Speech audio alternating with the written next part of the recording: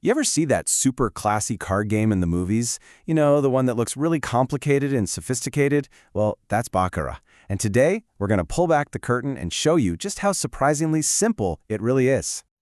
So what is the world's most elegant guessing game? It might look a little intimidating at first glance, but stick with me, because we're about to break it down and show you that at its core, it's just that, a guessing game. Yep, it's Baccarat. But listen, don't let that fancy French name fool you. At its heart, it's just a simple comparing game. See, you're not playing against the dealer or other players. You're just betting on an outcome. Which hand is going to get closer to a total of 9? The player hand or the banker hand? That's it. That simplicity is what makes it so elegant. It's basically a high-stakes coin flip, but with cards. Alright, so to really get Baccarat, the only skill you truly need is knowing how to value the cards. And trust me, it's super simple. Let's dive right in. Okay, so the card values break down into two really easy groups. You've got your low cards. Aces are just worth 1 point. And then the cards 2 through 9, well, they're worth exactly what they say. A 2 is 2, a 5 is 5, you get it. But the high cards, that's where things get a little different. That's right, a big fat 0. Any 10, jack, queen, or king is worth absolutely nothing in Baccarat. This is a huge rule to remember, and honestly, it makes all the math way easier. And that brings us to maybe the single most important rule in the whole game. If the total of your cards adds up to more than 9, you just ignore the first digit. All that matters is the last one. Think of it like you're just dropping the 10. Let me show you what I mean. Let's say a hand gets a 7 and an 8. Okay, so 7 plus 8 is 15. But remember that rule we just talked about? The value of that hand isn't 15, it's just 5. You drop the 1. See? It really is that simple. Okay, so now that we know how to count the cards, let's walk through how a typical round, or a coup as they call it, actually plays out. For you as the player, it's really just 3 simple steps. First, you decide where to put your money, on the player hand, the banker hand, or on a tie. That's your only decision. Then the dealer deals out 2 cards to both the player and banker spots. And finally, they add up the scores, and whichever hand is closer to 9 wins. Easy. Now, every once in a while, the round is over before it even really gets started.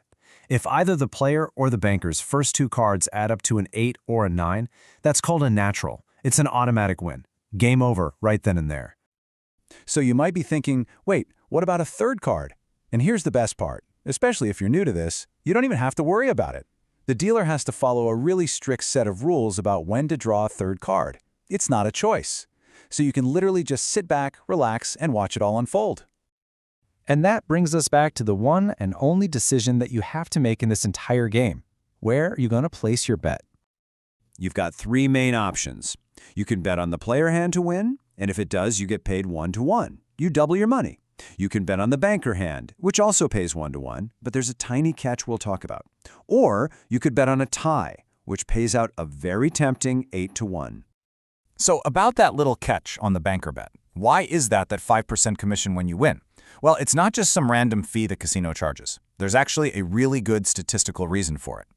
And this chart right here shows you why. Because of those fixed third card rules we mentioned, the banker hand just, well, it wins a little more often than the player hand does. We're talking just over 50% of the time. So that small 5% commission, that's just the casino's way of leveling the playing field and balancing out that slight mathematical edge. So, now that you know all that, what's the best way to play if you're just starting out? Let's talk about a simple, straightforward strategy. All right, here's your beginner's cheat sheet. Number 1, the math doesn't lie. The smartest bet over the long run is to stick with the banker. Number 2, avoid that tie bet. Yeah, the 8-to-1 payout looks great, but the odds are really stacked against you. And finally, the most important part, manage your money, set a limit, and stick to it. And never forget, at the end of the day, it's a game of luck. And because it is a game of pure luck, there are a few classic mental traps that are really easy to fall into. Let's make sure you know what they are so you can steer clear. Okay, these are the big ones. First, don't chase your losses. You know, betting bigger and bigger, hoping to win it all back? That's a bad idea. Second, don't get caught up in looking for patterns or streaks on the scoreboard. Every single hand is a totally random, independent event. And the golden rule for this or any game, never ever bet more than you're okay with losing. You see, Baccarat pretty much strips away all the complicated decisions and strategies. What you're left with is just the pure, simple thrill of chance. It's a game that's all about suspense and the experience, not about some deep, complex skill. Which kind of leaves us with one final thought. Now that you know the rules, and you know about that tiny little statistical edge the banker bet has, what do you think? Is Baccarat a game of pure blind luck? Or is betting on the banker just a simple case of playing the smart probability? And just before we go, a quick reminder, this is all for educational purposes. Gambling always involves risk, so please be responsible and always play within your own limits. Thanks for hanging out with us.